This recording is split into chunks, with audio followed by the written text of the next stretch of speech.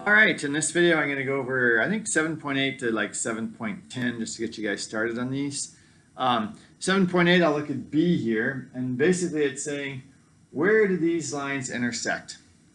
And the letter B is just a constant. Could be 3, could be 2, doesn't matter. We'll just leave it there. Treat it as a constant. And so we're looking for the x value where they intersect. Okay? And so really, it's kind of an exercise in the quadratic formula. You set them equal and you solve for x. And there's going to be x squareds and x's and constants. So let's set them equal.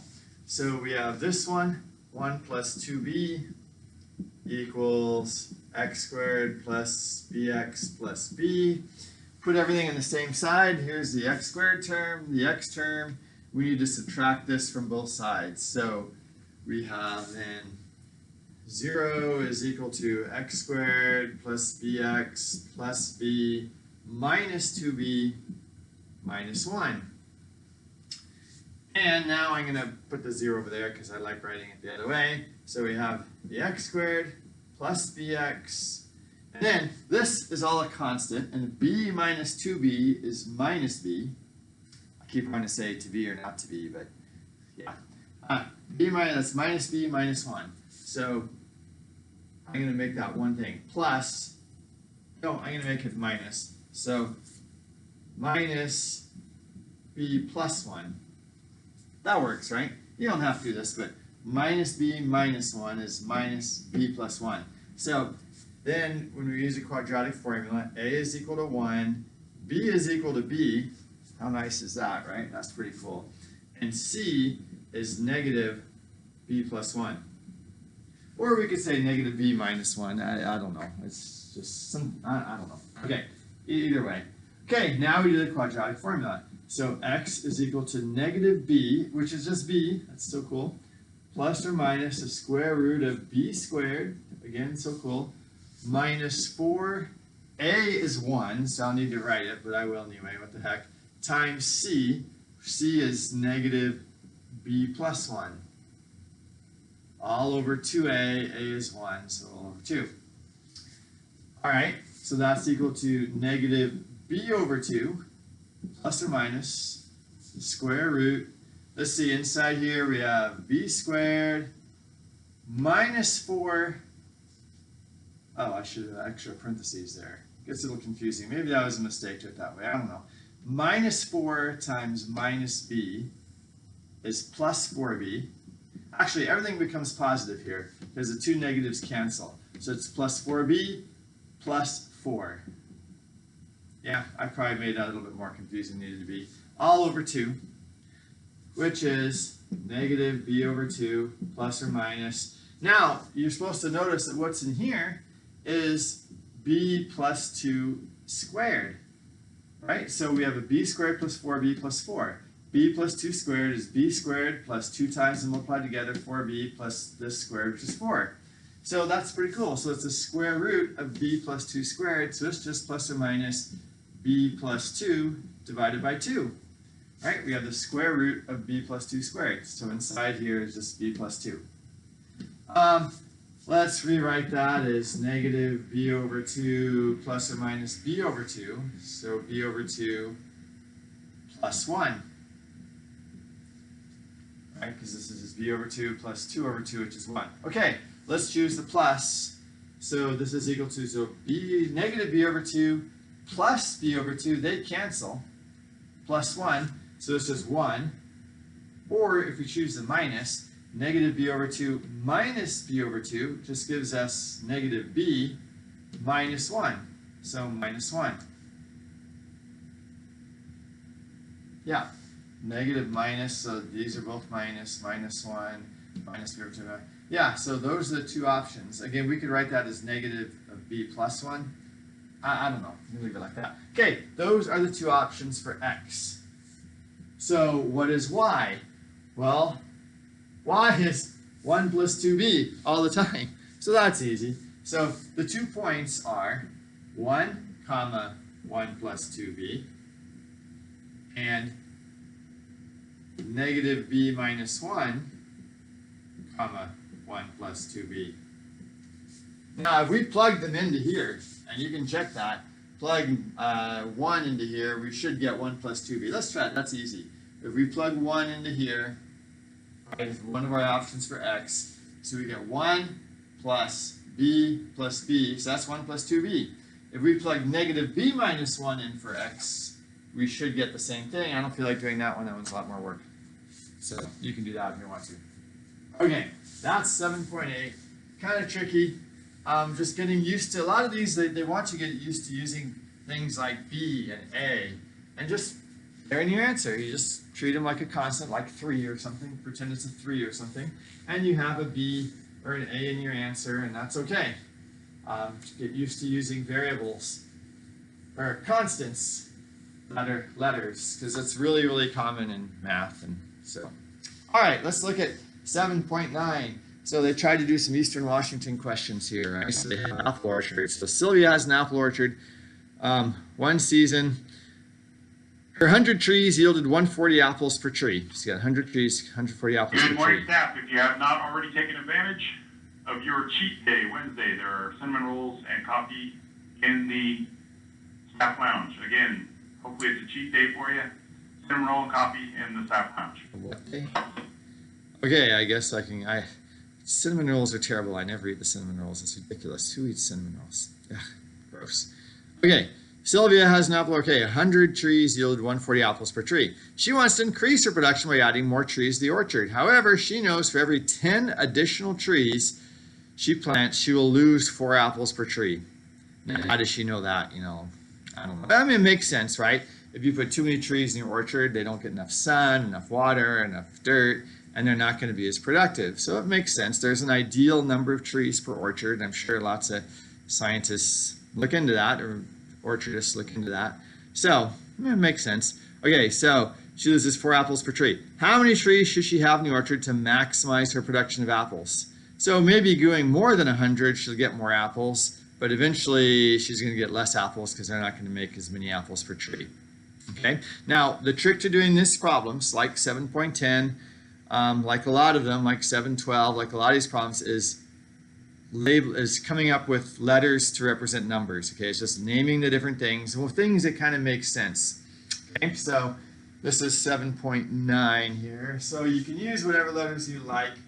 So let's call n the number of trees. That's a weird n. So I'm going to call capital N the number of trees. Okay, that seems to be, oh, no, I'm not. Okay, here's where we have 2 numbers of trees. We have the number of trees and the number of apples. And we have the apples per tree. Those are 3 things, and it gets kind of confusing. So I'm going to call n the number of apples. That's what we want, right? We want to make n the biggest possible. We want to have the biggest possible number of apples. Let's call a the number of apples per tree. Apples per tree. And you can call it something else that doesn't make sense to you, because n is the number of apples, a is the number of apples per tree. I guess that makes sense. And then let's call t the number of trees.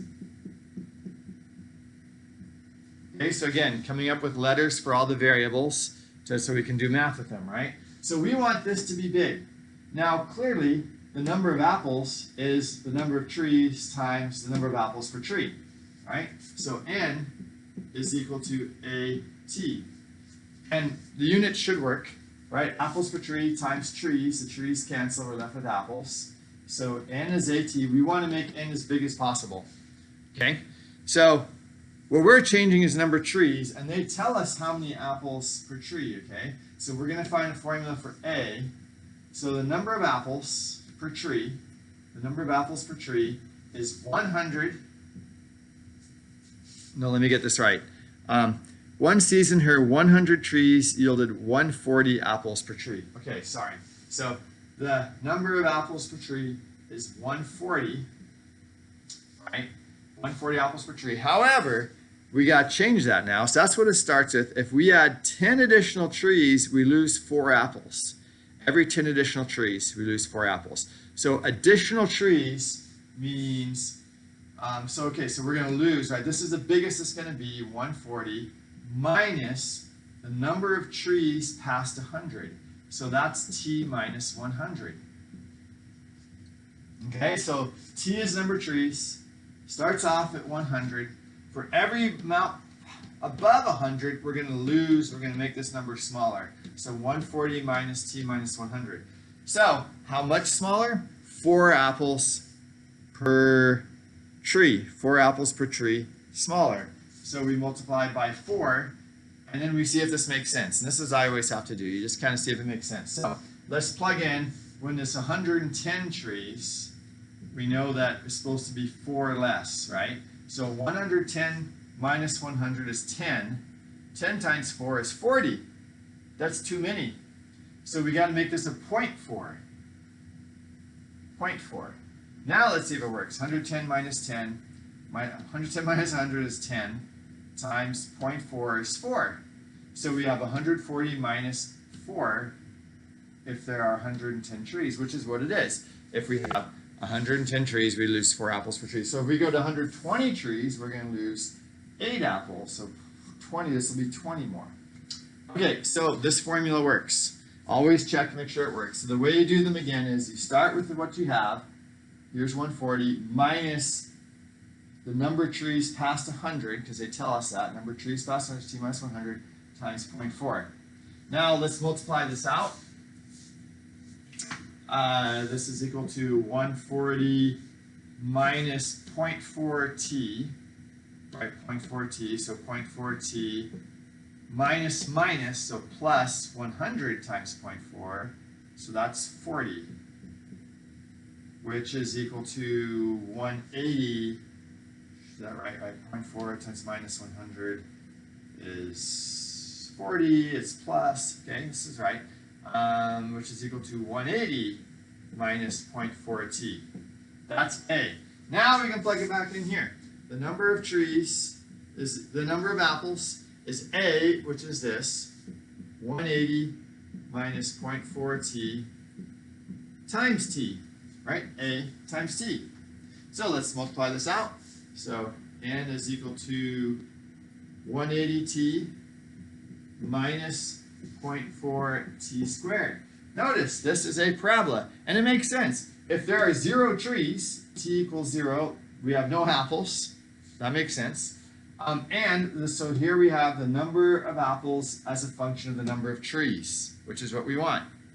So now we want to figure out when is this the biggest. We want the biggest number of apples. And notice this is I'm going to rewrite this like we normally do with the t squared first. So minus 0.4t squared plus 180t. Notice it opens down because of the minus 0.4, so it looks like this. So we want to find the number of trees right there, right? What is the number of trees where we get the maximum number of apples, right? So this is, again, the number of apples is a parabola, it opens down, we want to find the vertex. So we just do the negative b over 2a thing.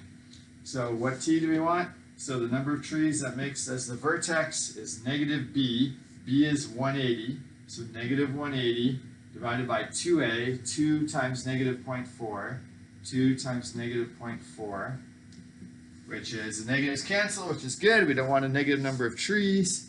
So now we just go 180 divided by 0.8, right? So 180 divided by 0.8. And it turns out you want about 225 trees. Okay, pretty cool. So 225 trees in your orchard will get you the most number of apples. You know, now you got to assume that you know these numbers, like that every 10 past 100 you lose 4 apples and stuff. All right, so one of the trickiest things in these problems is writing the formula for what you want.